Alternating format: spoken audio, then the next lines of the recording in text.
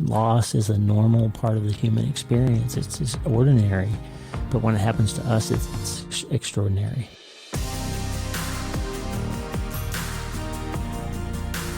Lee, welcome to the podcast. Thank you so much, Chris. It's good to be here with you.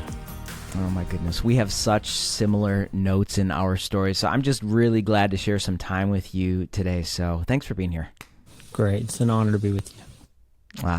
Well, I want to start here. We're going to start off with a bang, but I think it's important to go here as we sort of weave through your story and even this topic today. But many times throughout our lives, we all face circumstances that challenge our ability to see the steadfast faithfulness of the Lord.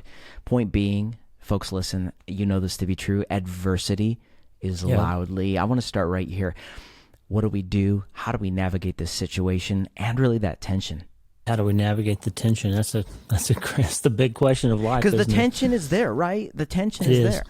It's interesting. You know, I've been reading a lot lately about the word hope. You know, I just wrote a whole book about hope, and all throughout the Old Testament where that word shows up, there's two words. One is yakal, which just means wait. So wait and hope are translated together, and the other is kavah, which literally translates to rope, which is like this tension of this rope that you're holding on to. So I think that's an amazing metaphor to think, like when you're going through great adversity, there's this feeling, at least for us when we lost our son, this feeling that you're falling, that you're falling into some kind of hole, and your life is going to be defined by that thing. And hope says there's something to hold on to. There's something to hang on to, and this tension between where you are and where you need to get to is faith and hope. Mm-hmm. Yeah, what I'm thankful for in talking with you today is a bunch of things, but I'd say this.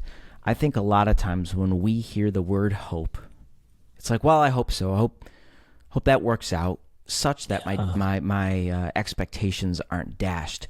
But I want to stay on this thought of hope seeing, faith seeing, because again, let's go back to where I started. Adversity is so loud, and it challenges our ability to see, to perceive the presence of a God who says, I don't change and I don't lie. Yeah. So when our heart is in this tension of adversity is so loud, I don't think the first step is to try to block off the adversity or to block off or to walk in denial of, as I like to say, to pretend like this isn't happening. What do we do to find the presence of the God who does not change when adversity is really loud? Because the still small voice vies for our attention, as does very loud adversity. That's right. And I think part of it is understanding how your brain works. I mean, having an awareness before you have these massive things happen, that your brain, when you're faced with trauma, tells you all kinds of automatic thoughts that are loud, like you said. They drown out things that are true. And especially if you have made a common mistake that humans make of defining your happiness or your peace or your hope on things that can be taken from you.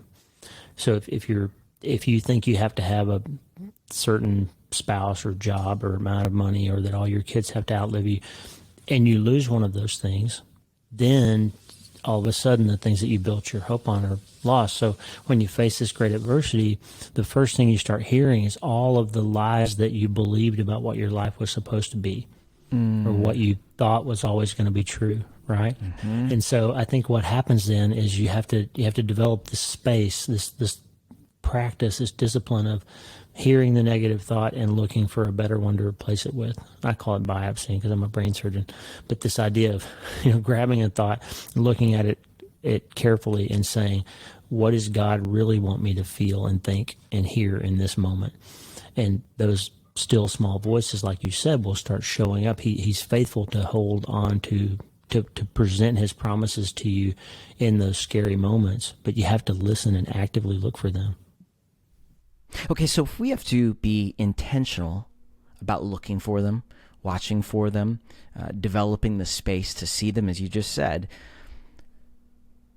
what's the lane that we need to walk in so that we can do that versus developing a callus of self-protection that's forming over our heart. I think about even your professional experience as a neurosurgeon, but also a former combat surgeon in Iraq. So when you're walking through this choice to see what we need to see, how do you do that, and what do you do so that the callus of self-protection doesn't just insulate your heart from feeling the very real pain?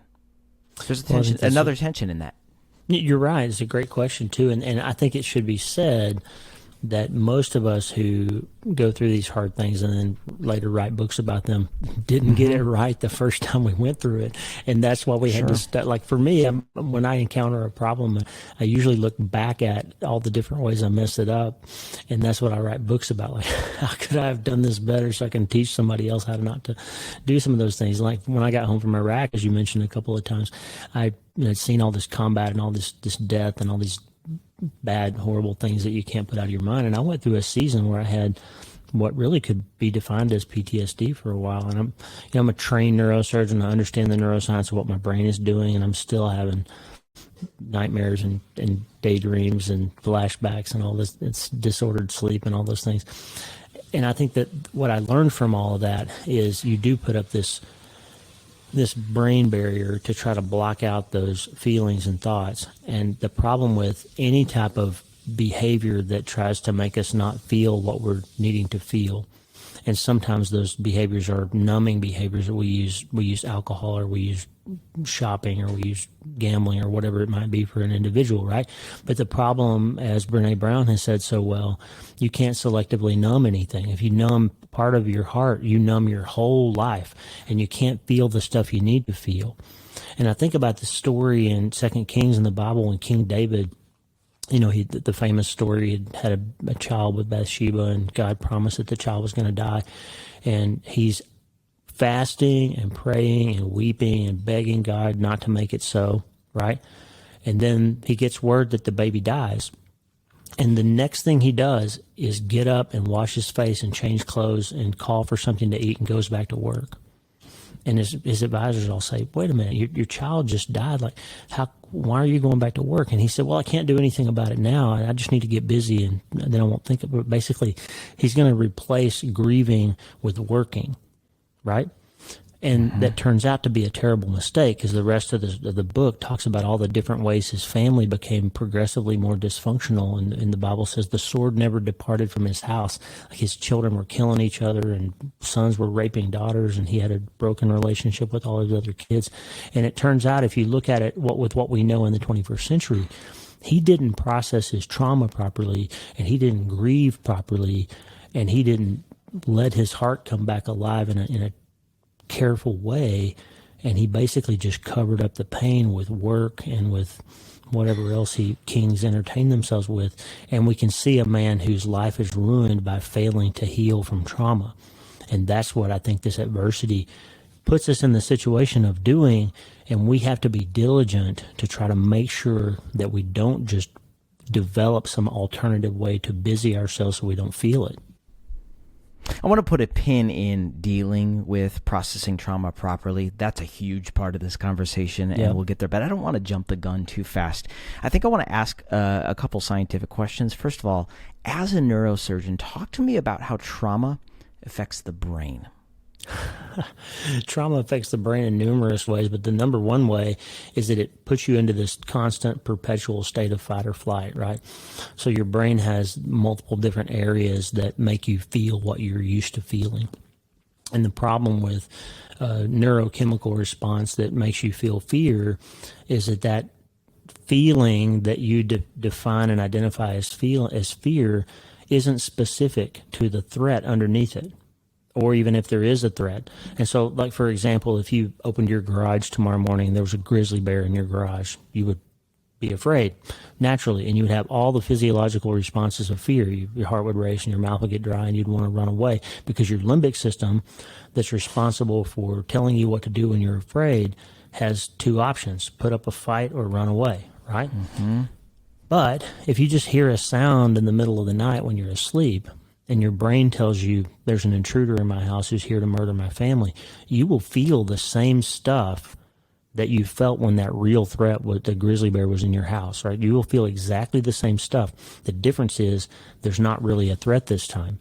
And that's what happens when there's trauma, is your fight or flight engine turns on and overwhelms the rest of your brain. It makes you feel like you're constantly in danger, or makes you feel like you're constantly about to experience the thing that you went through before.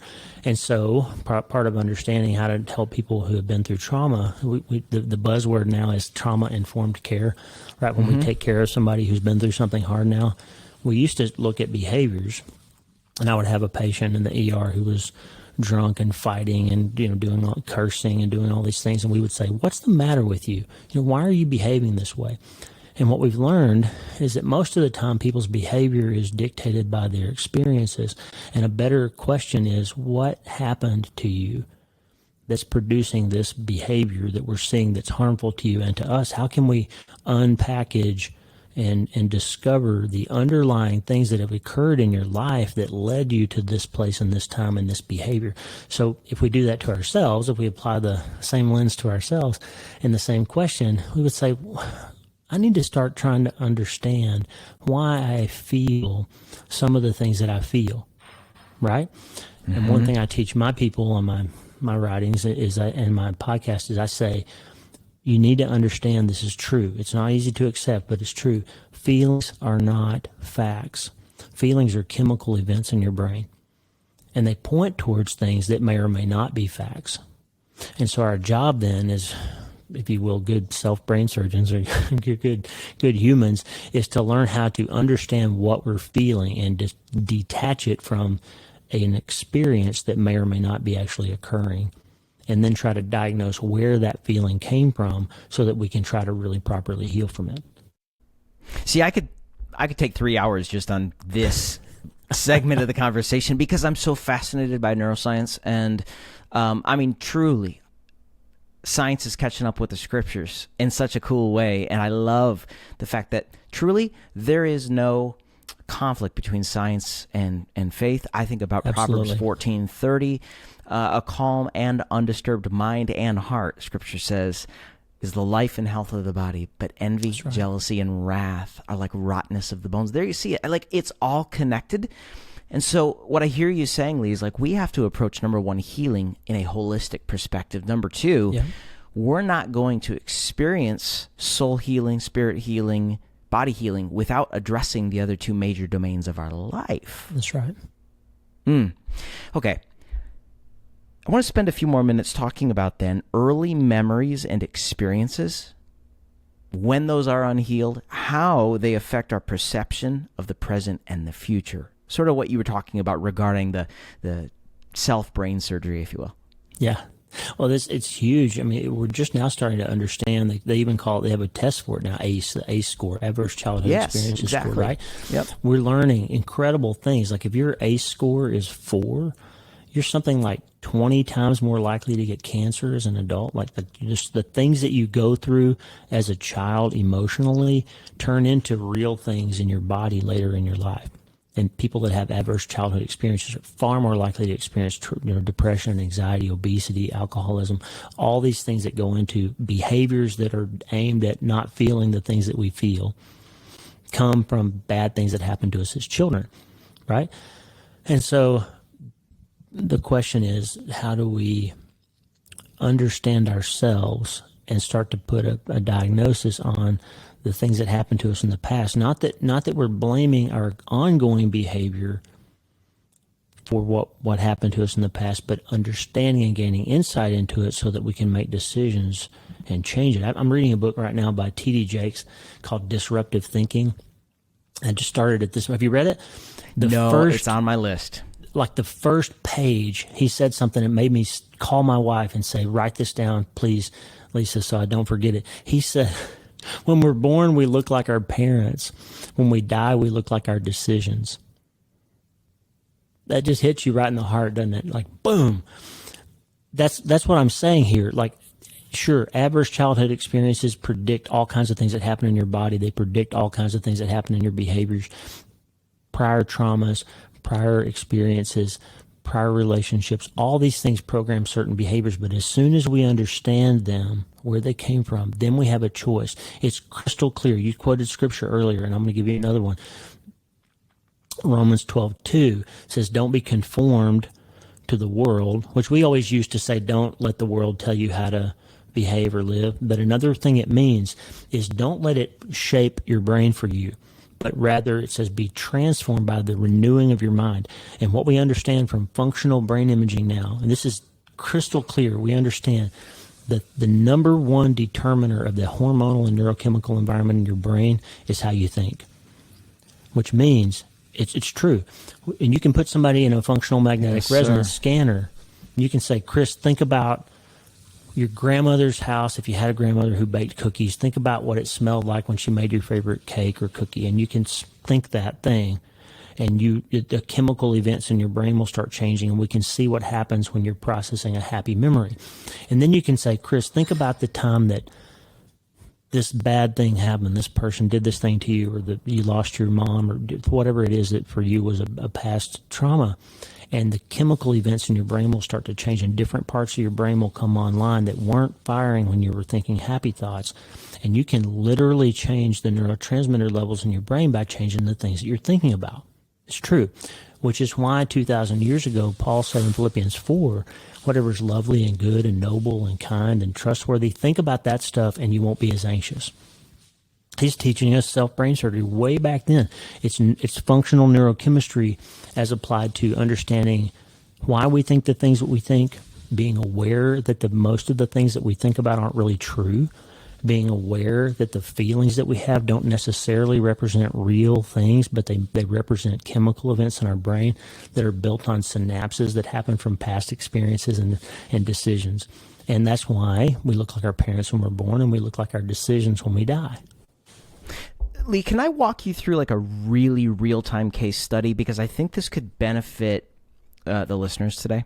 And folks, listen, this is so real-time for me.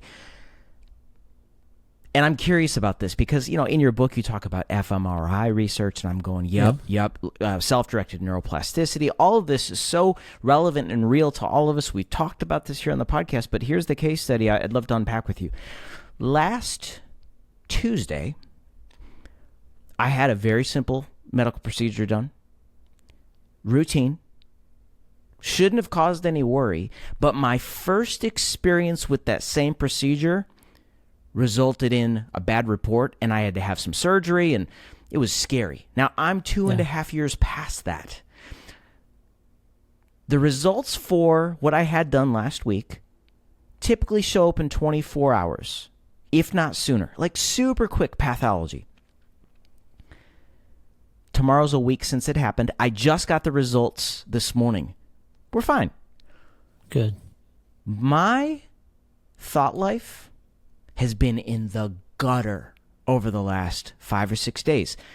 I went into, like, if I'm being honest, like compulsive checking the MyChart app. I mean, Lee, walk me through, based upon what you just said about the power of our thoughts, developing the space for truth to invade the real adversity we're facing. Can we just biopsy what I walked through in the last week? Yep. Because I know all the things to do. Capturing a thought, replacing it with truth. What do you think happened, Lee? Why I was just like off the rails in the last 5 or 6 days? It's not a mystery what happened. What happened is that previous experience that you encountered, you made a bunch of synapses in your brain that triggered. So you had a procedure that produced a challenging diagnosis and a potential problem, right?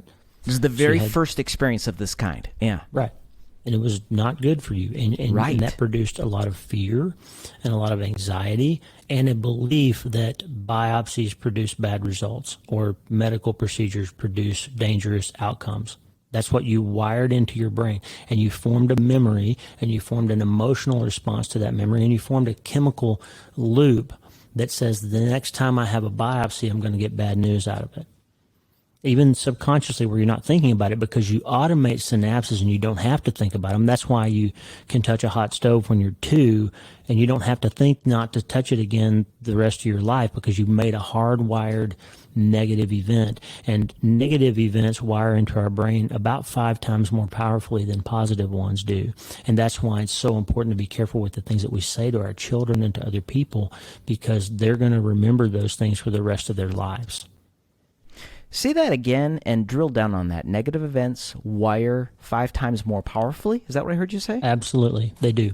So Unpack it's protective. So when you have something harmful happen to you when you're a baby or a child, or an emotional harm that happens to you as you're growing up, that you turn into a synapse that says, when this thing happens, a bad result occurs, and I need to avoid that thing or protect myself from it.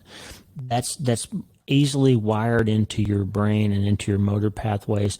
You automatically, if you see a red burner on the stove, you pull your hand away from it. You don't have to touch it, because you've learned somewhere in your life that that's going to hurt you if you touch it. And the problem is that same pathway happens when somebody cheated on you, or somebody broke up with you, or you got a bad biopsy result. You create that same sort of loop that says, okay, biopsies produce cancer, or they produce whatever this negative event was for you, and therefore the next time I have one, I need to be worried about it because I'm about to get some bad news, right? That's what happened to you.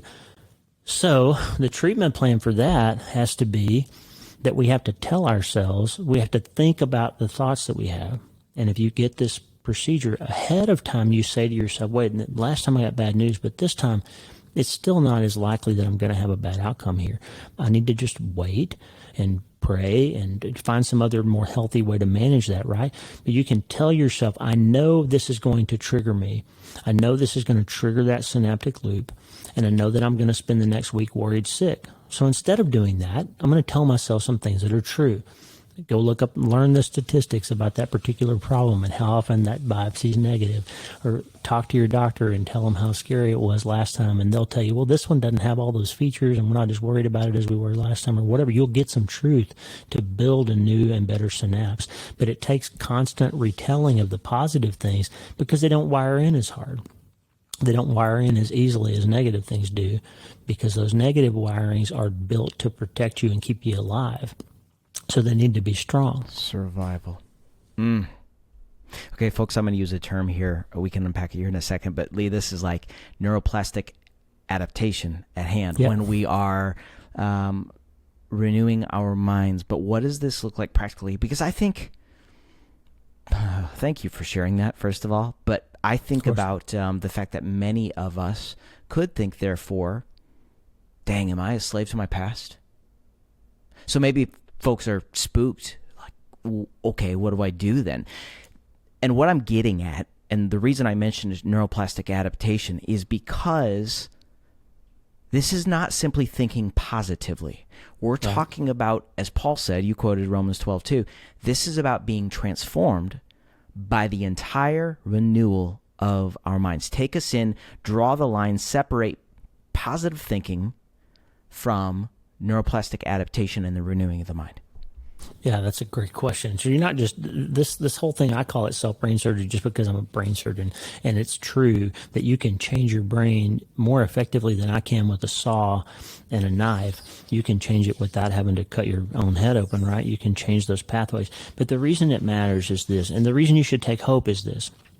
There's some amazing studies that have come out in what happens in animals and in people when their ancestors have gone through hard things. There's one study that looked at mice, and this is fascinating, and it's kind of terrifying, but it lands on hope, so bear with me. Sure, of course, yeah. There's a study where they took male mice and they exposed them to a very strong smell. It's a chemical that smells like cherry blossoms. And when they would see that the mice, when they would twitch their little nose hairs and they react to the smell, they could tell that they smelled it, they would shock them. And pretty quickly they were able to train these mice to be afraid of the smell of cherry blossoms, right? And here's what's fascinating. The mice had offspring. They separated the offspring from the parents, and they exposed the offspring to the smell of cherry blossoms, and they were all afraid of it. Down to the 4th generation, these mice were afraid of something they had never experienced. They had never been shocked when they smelled it, but they were still exhibiting all the behaviors associated with fear. And then they did research on the sperm cells of the male mice that had been shocked, and they had DNA changes, Chris, that happened, that were passed down to their children, which means, and okay, let me say, before I tell you what it means, let me tell you how they took it to human research. So they've now studied in PTSD survivors or PTSD patients from the Vietnam War down to 3 generations. They've got abnormal cortisol responses and stress markers in their DNA because of things their parents were exposed to. And they did similar studies in Holocaust survivors down to 4 generations, and they have abnormal stress responses and differences in their DNA because of what their great-grandparents went through. So what that means is some of the things that you're anxious about or afraid of or worried about are not because you've experienced them or because you're weak or you're just not a good thinker. It's because of your great-grandpa got murdered or something happened in his life or her grandmother's life that was adverse, and that passed in her genetic code to you. Okay? Now here's the good news. They've shown in animals and humans now you can reverse those things by better cognitive behavioral therapy and retraining and exposing people to things that don't hurt them. And you can relearn. And that's what I think Paul's talking about when he says, let me renew your mind. Let me retrain you how to think. And here's the punchline that we've learned out of all these studies. Thoughts become things.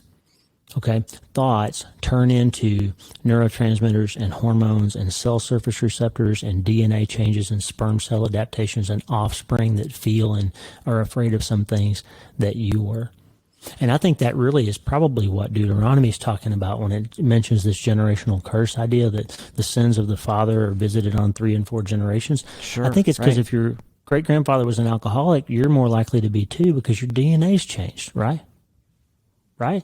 It's not that God's out there actively punishing you for great-grandfather's sin.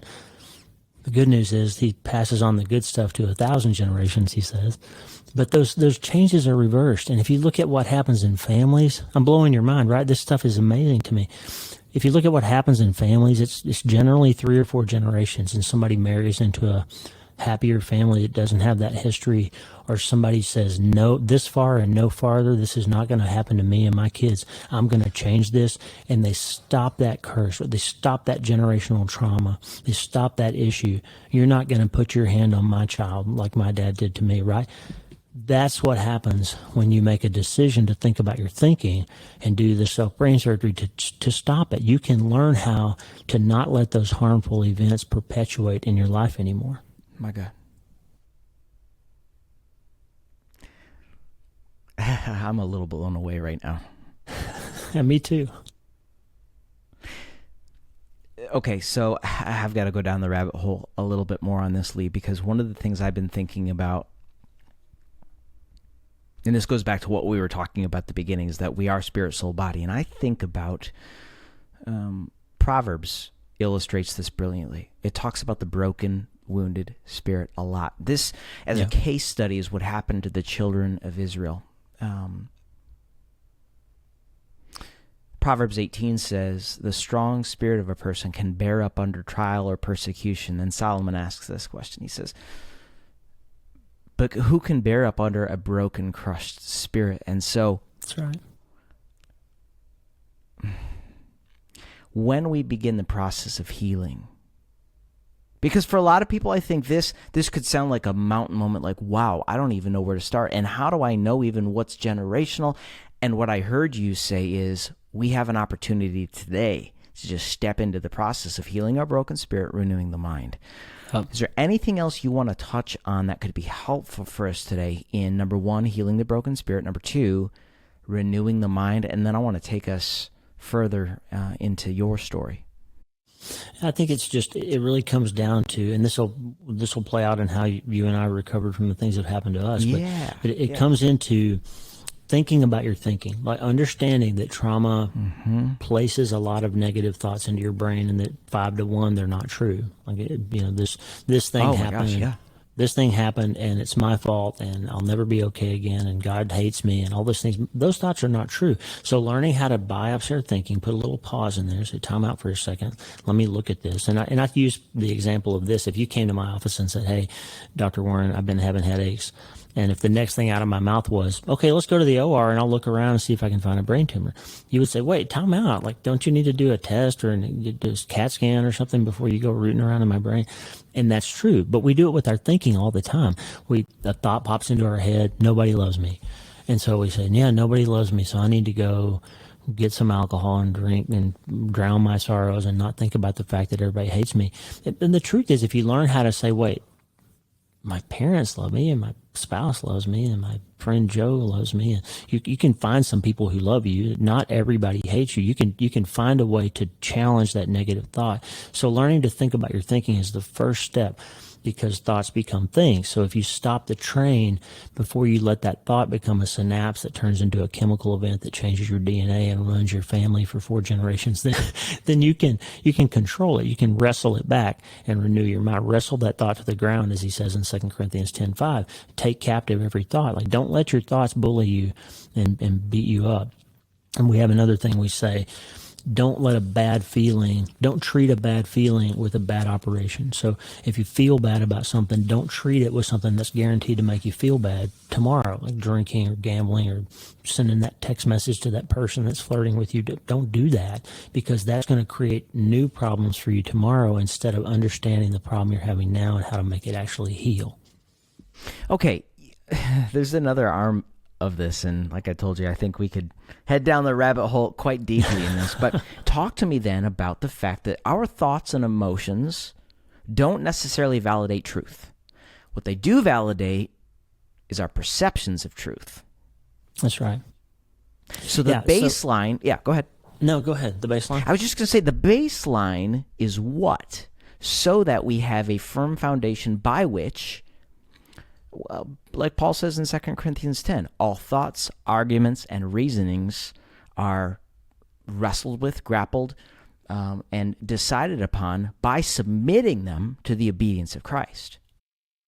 Well, I think, first of all, this isn't a conversation about post-Christian worldview or any of those things, but some of it is wrapped up in this idea that we're in our society right now, that we're in a post-truth state, right? That my truth and your truth don't have to agree with each other, and I can live my own, whatever makes me happy is true for me. Ring that bell, Lee.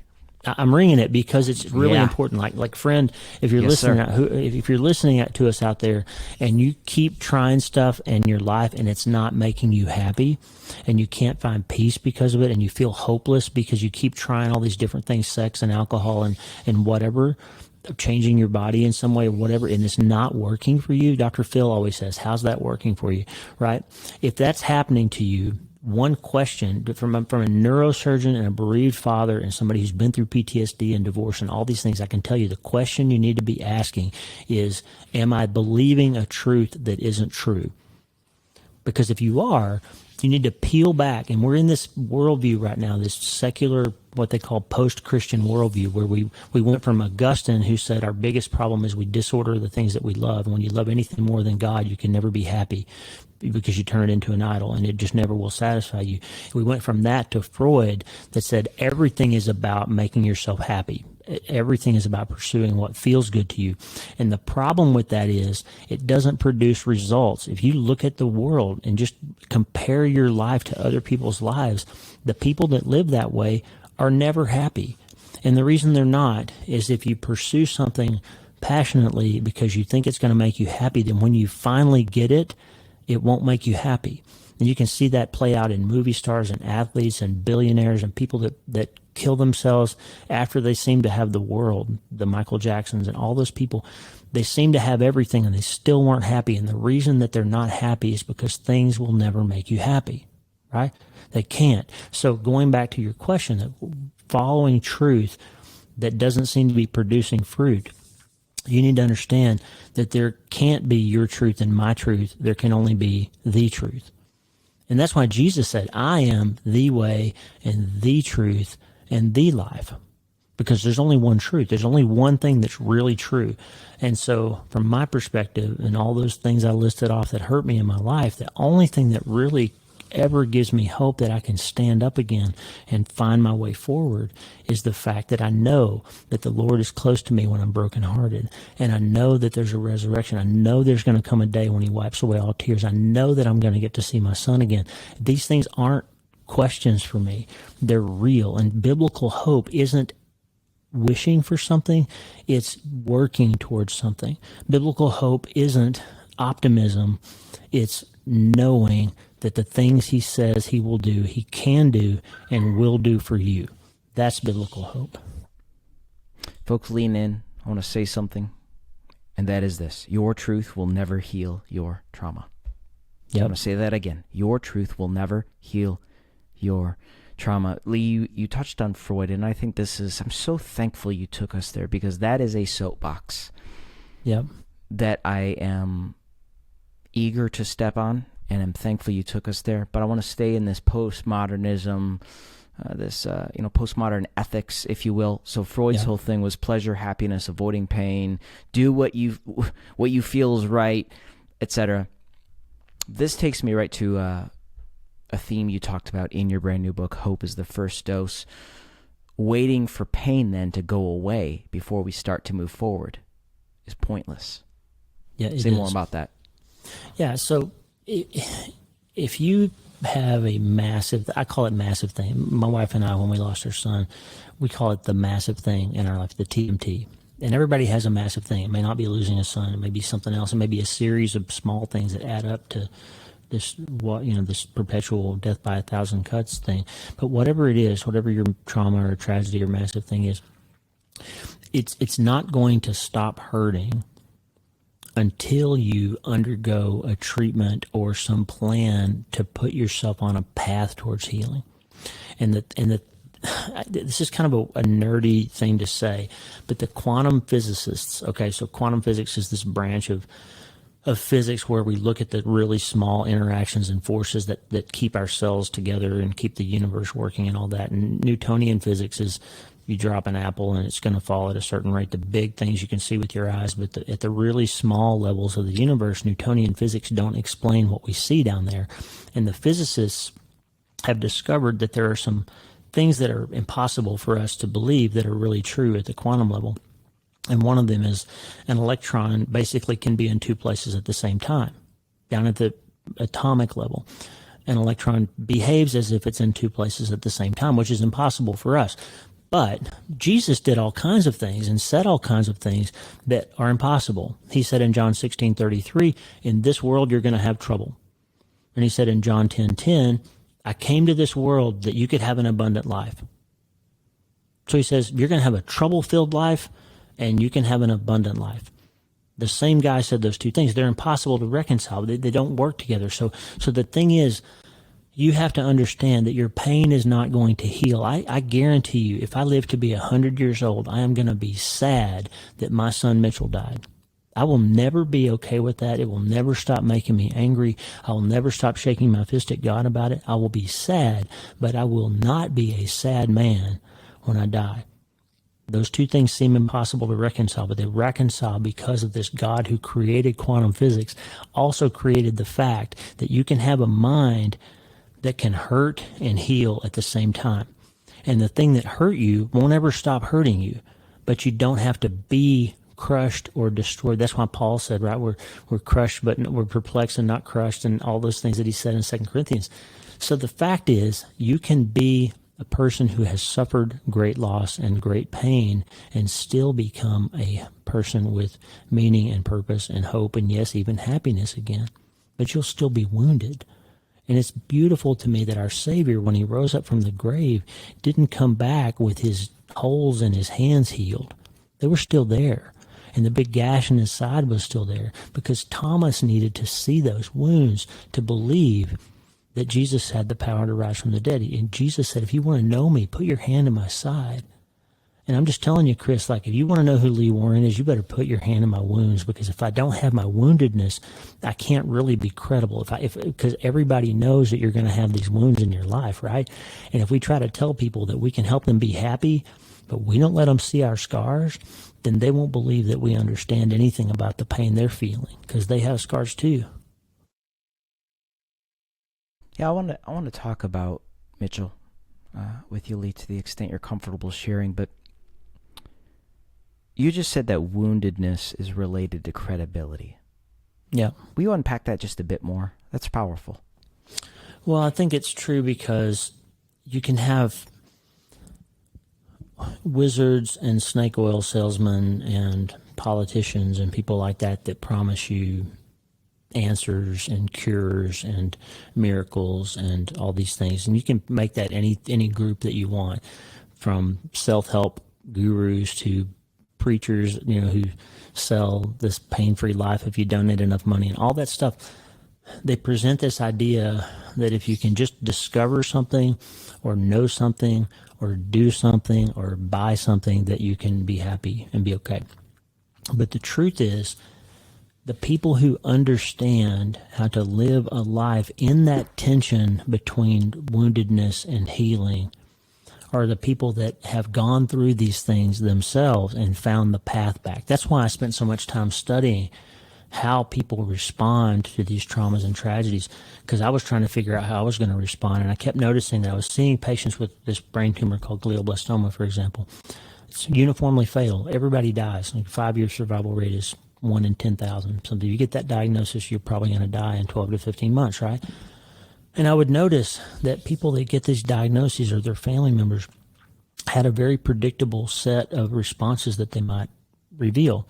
One of them is that a few people, rare people, seem to be able to plow right through any of these big events and never lose faith or never lose hope. They always say, well, this is not what I didn't build my life on how long my life was. I built it on the fact that I have eternity. I believe in my Savior. I know where I'm going when I die.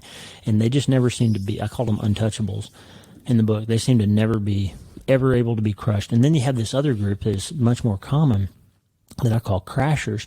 These people, they say they believe, they have faith, they have hope, they believe everything's going to be okay, and then something bad happens, and their quality of life just plummets.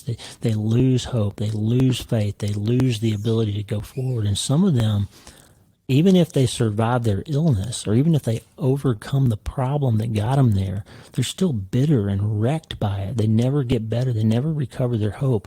And we see this in support group communities sometimes, where your great aunt's child died 35 years ago, and every time you see them for the next 35 years, you ask them how they're doing, and they say, I'm just so sad. I lost my daughter 35 years ago, and I can't be okay again. The people that become defined by this thing that happened to them, right? And you know these people, you've seen them. So those are crashers. And then there's a group that I call dippers, and this is what I think most of us are.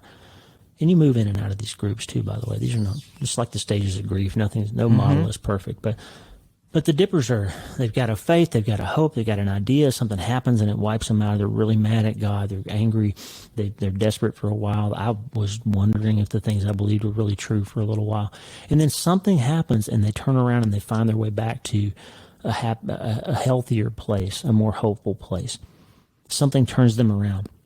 And then the last group, the most surprising group, are people that were down and out to begin with.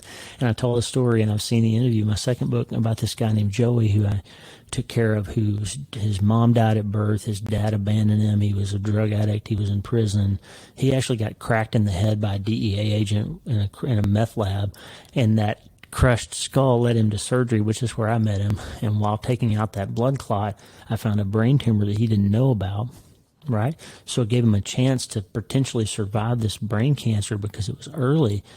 And his response when I said, we fixed your skull fracture, but we also found a brain tumor, he basically said, of course I have a brain cancer. Why wouldn't I? Everything in my life sucks. Why wouldn't I also have a brain tumor? He was just down and out. But remarkably, over the course of the last year of his life, a chaplain came alongside him and talked to him about Jesus. His grandmother reconnected with him and told him she loved him. And this guy just came alive in his spirit and became a hopeful, happy person during the last year of his life. And he shortly before he died, he said, this was my favorite year of my entire life. This was the best year ever, while he's dying of brain cancer. So that shows us that the most important thing, if you want to understand how to be happy and healthy and whole and resilient, is you have to separate your circumstances from your emotional state. Like if you build your life on things that can be taken from you, if you say I've got to be married to this person or make this amount of money or do this set of things before I can be happy, then you might not get to do that. Or you might lose that person, or they may not be faithful to you, or something might happen. And if you can lose something, you can't build your life on it, or you'll never be able to be happy. And so I think this idea is that we have to understand the things that we hope for and believe in, and we have to value them more highly than we can value anything that we could potentially lose. Anything else you want to say on separating our circumstances from our emotional states? That would be helpful. I think it's pretty clear what I mean.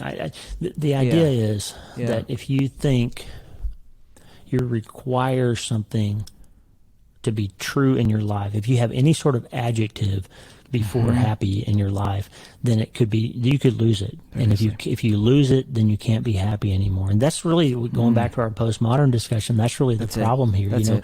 Everybody's got to respect me. Everybody has to agree with me. Everybody has to like my post on Facebook. Everybody has to follow me, or I can't be happy. Well, guess what? Not everybody's going to do that. And you're not going to be happy if that's how you define happiness. You're just not going to. And so when you have these massive things come along, if you said, boy, if I lost a child, I would never be okay again. Like if you said that, that can become a self-fulfilling prophecy. If that's what your definition is, well, guess what? Most parts of the world, nobody expects their kids to live longer than they do. And so how do those people have any kind of happiness? Well, they define their life some other way. And that's what I had to come to grips with. Yeah, before we step into Mitchell's story, I just want to ask, because I've studied quantum physics a bit. I've studied the work of Alexander Lloyd specifically. Is there anything else around quantum physics that would be helpful for us to understand the viability of quantum physics and how we can perhaps even leverage that for our benefit in healing?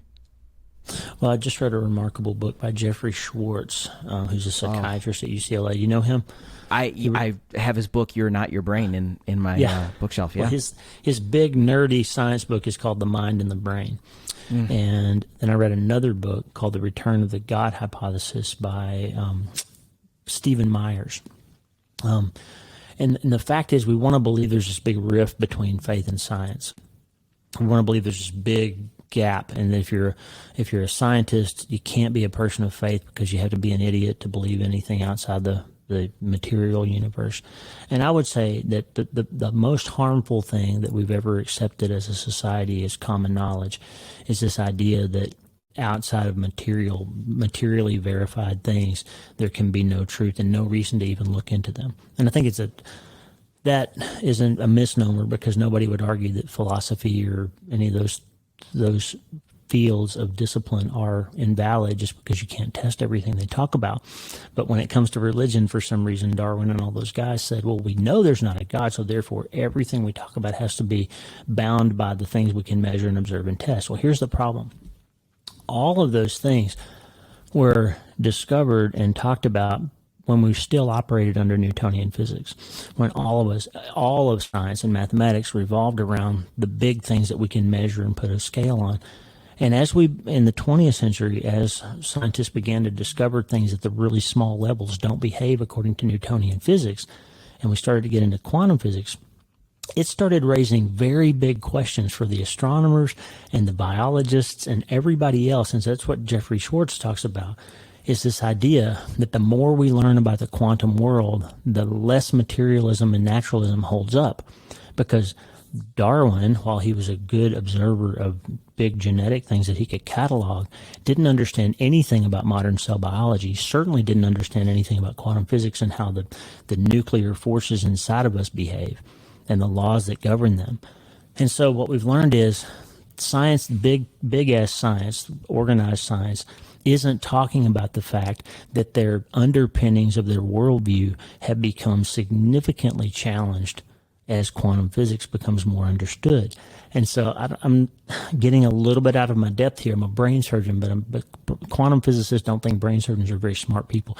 Those guys are really smart, and there's a lot going on at that level. And the return of the God hypothesis, the whole idea is that when science first started up as a discipline, it was, most of the scientists would write things like, we are trying to discover how God made this incredible universe so we can honor him and worship him with the minds that he gave us. That's where science started, Chris, was a way to reveal, like Paul said, how nature cries out about its creator, right? How the things of God are easily observed by the things he's created. And what we're learning from quantum physics is that that's what's happening. We're starting to see that if you can take it all the way back to where it was the first molecule of anything came into being, you can explain it by the laws and the mathematics that we have without an external energy source, without somebody out there lighting the trigger and providing us with the raw materials. It can't be explained, and that's why nobody's talking about it. It's so profound. It's so powerful. Yeah, my wheels are turning. Lee, the things we've talked about thus far are so critical, but they get put to the test when life-altering circumstances occur. You've tipped your hat to your son Mitchell's death. Talk to us about what happened then. You can take this wherever you'd like, as would be helpful for this conversation. I don't want to steer you because it's okay. It's a remarkable story. The reason I wrote Hope is the First Dose is to honor him. My previous book kind of ended with the fact that we lost Mitch, and kind of in passing details said that we made it back to faith. But it bothered me for years after that because I didn't tell you how we did that. And as a doctor, like, my job is to give you a treatment plan, to give you some tools that you can use to treat yourself and to figure out what to do next when the lights go out. And so our son Mitchell was 19. He was a great kid, really smart, vibrant young man, and he was stabbed to death, had 8 stab wounds in his neck, in a house with his best friend from childhood, who was also stabbed with a single stab wound in his neck. The police found 3 knives in the house that had blood on them, and basically 2 small-town police officers walked into this scene where 2 teenage boys were dead, and my son's body was close to one of the knives on the ground, and they said, well, this kid must have killed that kid and then killed himself. That's their decision that they made. They called for the crime scene cleaners. They cleaned the scene. They removed the bodies. They didn't call for investigators or detectives or anybody. That was just the story that they released to the media, that our son killed this other boy and then killed himself. But nobody ever asked the questions. There were 3 knives. Our son had a broken hand at the time. His dominant hand was in a cast. So how is he supposed to murder this kid with one, perfect blow, and then it took him 8 times to kill himself? That nobody ever explained all that. So the bottom line is, we were given this devastating event of losing a child in a way that was inconsistent with his entire life's behavior, a story that didn't make sense. No drugs or alcohol found in either boy in their tox screens. And basically, we're supposed to believe that this normal kid, murdered his friend and killed himself. It just doesn't make sense. And so we came to this place quickly where we realized we were never really going to know what happened. Like, unless some third party confessed that he was there, or that he murdered these kids or something else, that we were never going to get to know what really happened. So on top of the grief and the pain of losing a child, we had this horrible narrative that was given to us and the inability to learn anything about it. And so it was just this devastating pile of triple whammy loss. And then to make matters worse, the day we buried our son, 3 days later, our first granddaughter was born in San Antonio. It was 1,000 miles away from where we were. So our daughter couldn't be at her brother's funeral. We couldn't be at the birth of our first grandchild. There was this whole big jumbled up mess. And so that's where we started on this journey of being bereaved parents, was in this hole that was unimaginably deep and dark. And very quickly start asking questions of God. Why did this happen? How could this have happened? And you start asking all the normal questions. I'm a good person. I try to do everything right. How could this happen to me? Which is extraordinarily naive for me to think, because I'm in a profession where I'm the guy telling those families every day, your son died, your son hit his head, he wasn't wearing a helmet, on his skateboard, he's not going to make it. Even my own brother had lost a child 20 years before. So I've had this naive idea that it wasn't going to happen to me. And I think a better question really is, why hasn't it already happened to most of us? Like the loss is a normal part of the human experience. It's ordinary. But when it happens to us, it's extraordinary.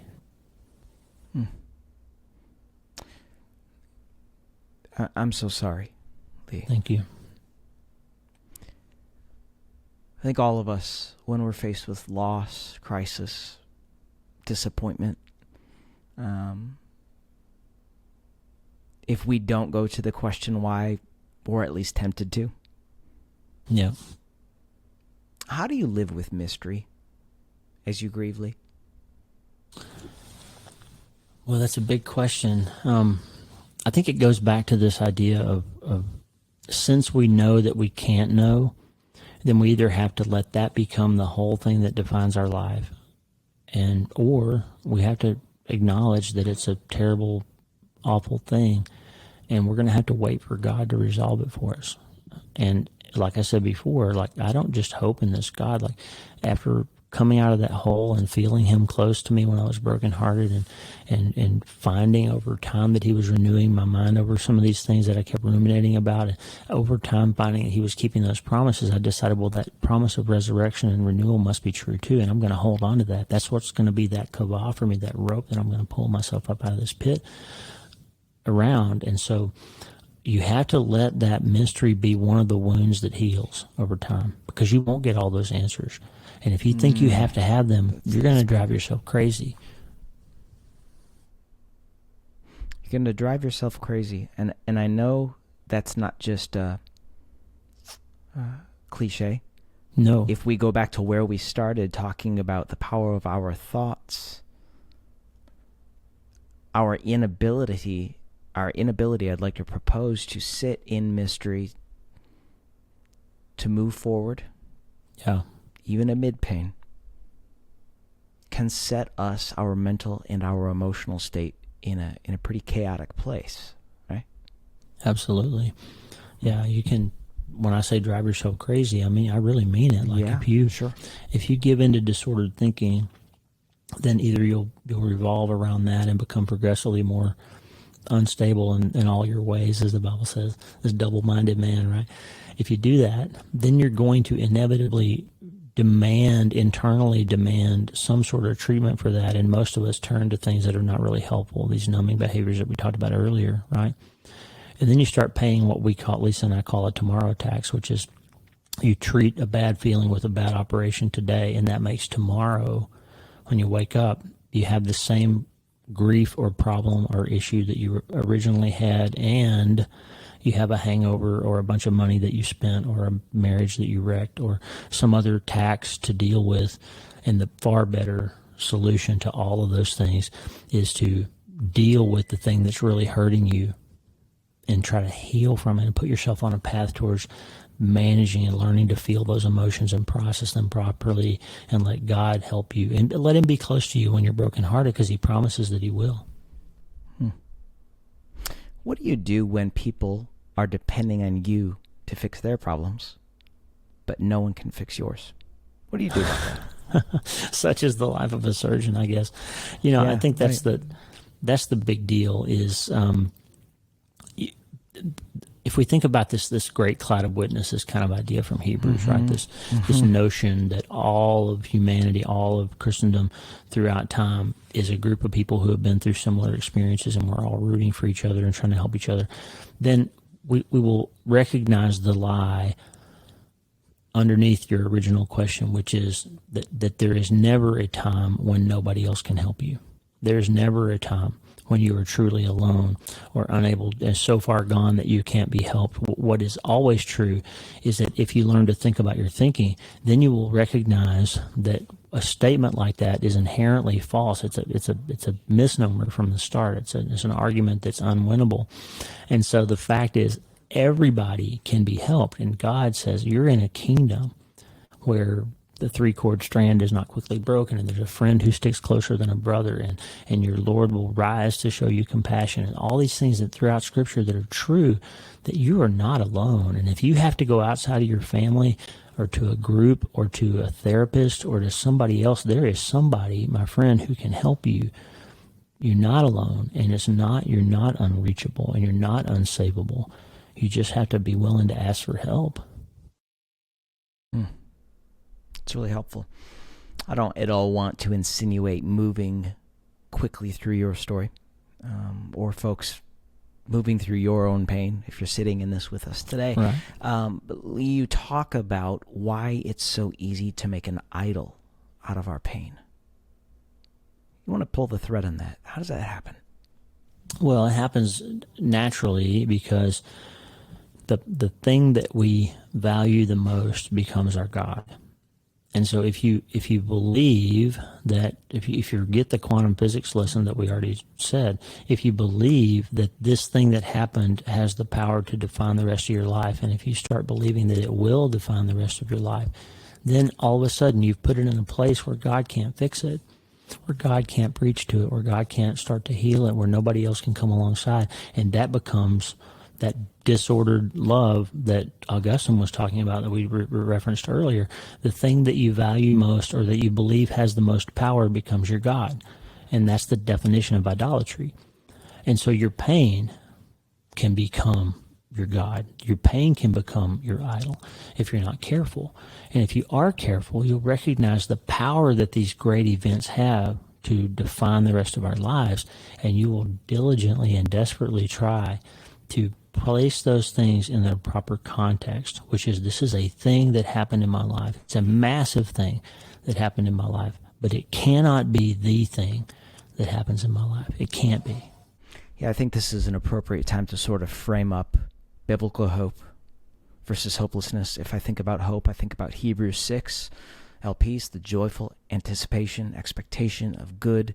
6:19, I think, says, we have this hope. It's a sure and steadfast anchor of our soul. It can't break down under what comes against it. On the other side of that is hopelessness. And you make this statement that I'd like to hear more about. Hopelessness is deadlier than cancer.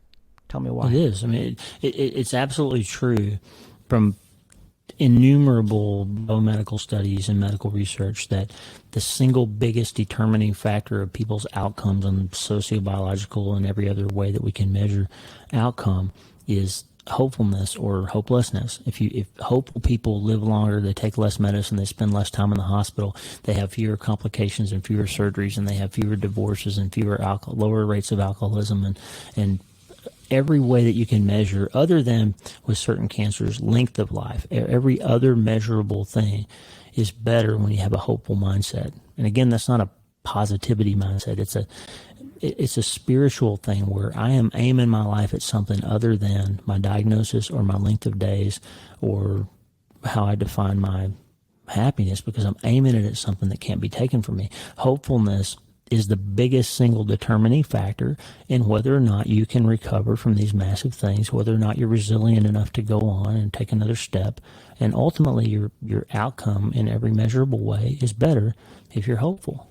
All right, so Lee, then, memory and movement are the component parts of hope. Tell me more. Yeah, so I was trying to figure out how to understand what hope really is. And I know it's not just optimism, it's not just wishing. And I started looking through the Bible. In fact, my chaplain, Pastor John, told me, go look at Lamentations and you'll figure out about hope. And the most interesting thing happens, and it shows up in Psalms with David and Asaph too. But in Lamentations, there's this horrible story, right? It's a 5-chapter story. And the first 2 chapters are the city has been ransacked and the king's been murdered and the artifacts have all been stolen, and the women and children are starving to death in the street, and this horrible thing's happening. And you get to chapter 3, and the guy who's writing it, who's obviously not out there in the street with everybody else because he's somewhere safe enough to be writing, and he says, I am the man who's tasted the affliction from the Lord. Like, I'm the man. And he's making it all about himself. And he's saying, I'm the one who's suffering here. And that's a perfect trauma response. And God kind of beat me up on that because I was saying, man, how can he make this all about him? And God was like, really, ever since you lost your son, you haven't thought about anybody but yourself in the last 5 years, pretty much. He was right. I would look at somebody else suffering, Chris, and to my shame, I would say, Oh, well, yeah, you lost your wife, but you were married for 60 years, and you expect to lose your spouse. Like, I lost my son.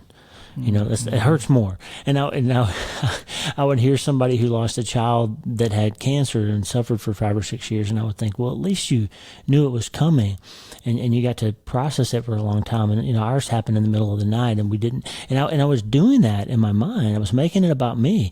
And when I got to Lamentations and I saw this guy do that, God really opened my eyes that trauma and pain are not relative to somebody else. We all suffer individually in our own way, and whatever you're going through is just as much as what I'm going through, even if it's not the same, right? So what I noticed in chapter 3 of Lamentations is that he's saying all these horrible things. He's broken my teeth. He ground my teeth into gravel. He's broken my bones. He's destroyed me. And I've forgotten what prosperity is, and I've lost all hope. So he's at the bottom of the barrel right there. In the very next sentence, he says, but in this I will take hope. The steadfast love of the Lord never ceases. His mercies never come to an end. They're new every morning. And he starts reminding himself of things that are true. So he's remembering that, hey, wait a minute, this isn't the first time I've been through something awful. And God got me through it last time. And it's not the first time my nation's been through something awful. It's not the first time that we've been in trouble as a people, and God's always come through. So he starts remembering that that things have seemed terrible and awful before, and they made it through because God was faithful. And then the next thing he does, he uses an action word, verb. I will take hope. In this, I will take it. I will grab it. I will hold on. We talked yesterday about that word kavah, that you grab that rope and you're pulling into that tension, and God's going to pull you out of this thing. And so memory and movement show up there. And the same thing happens with Asaph and with David in the Psalms. They're in the middle of their story. It's not over yet when they decide to take action. You see it all the time. I will call to mind this. I will take hope. I will choose hope. I will fight for hope. You see these action words. And so to me, it was this components of remembering who God is and what he's done, and deciding to move towards the reality that he's already on the way to do that again, right? Those two things. And then the most important piece of it is that happened in chapter 3 of a 5-chapter story. And chapter 4 and chapter 5 go on to tell that it hadn't resolved yet. Everything was still awful, and the situation was still playing out. But he started feeling better because he was moving towards the solution that he knew God was going to provide, even though it hadn't happened yet. And so that's the secret. It's you remember that God's done it before. This isn't the only time people have suffered. It's not the only time you've suffered. You zoom out of your own situation, and you recall that you are under the care of a great physician who cares very much about you and who wants you to find a way back. And he's not going to let you alone in that. And then you start moving towards it as if it were already true. And so that's what I mean by memory and movement, are the component parts of hope. And thus nothing changes until we change something. So we're landing the plane here today. Talk about how to make a choice for change, even when we feel crushed by the weight of life. That's right. Well, you have two choices, right? It's that you're in the furnace of suffering. I think we talked about that yesterday. Isaiah called it the furnace of suffering. And it's like an egg in a frying pan. Like there's a moment when the egg is burnt to a crisp and it's beyond any salvageable utility anymore. You can't eat it. It's not good for anything. It's just burned up. And right before that moment, it's salvageable as a food that you can be nourished by and use to some good purpose. But the difference is how long it stays in the frying pan, right? And that's what I see as trauma is we're in this furnace of suffering, and God is either going to refine us or you're going to become destroyed by it. And I had a really crystal clear moment. Like it was like, God, this doesn't feel like I'm being refined. It feels like I'm being burned up, and I can't live like that. I can't. And that's when this issue happened in Lamentations, where I'm like, okay, wait a minute. Every time in the Bible when somebody feels like they're just about to the point of being burned up, they decide to remember something, and they decide to move towards something. And that's how you get out of it. It's fascinating. I think about that word remember. I've talked about this here on the podcast before, Lee, but I think about what it means to member something, to put it back together. And when he says remember, it's almost like this. I see this picture of putting back together the fragments of our heart, putting back together the pieces of our broken lives, such that restoration can come forth. And as we talked about earlier in the conversation, none of us are going to walk through life without scars. That's right. The scars tell a story, though, and I think where I'd love to land this conversation today is by saying to folks, rather asking folks, what's the story your scars are telling? One of the faithfulness of God, or perhaps it's not a scar yet, maybe it's an open wound and you're just still bleeding, which is why we need hope. That's So, right. Lee, anything else today? I am just profoundly thankful for your wisdom, your passion for transformation and wholeness. It's shared by me and by everyone here today, but I'm just so thankful for this conversation. Anything else today?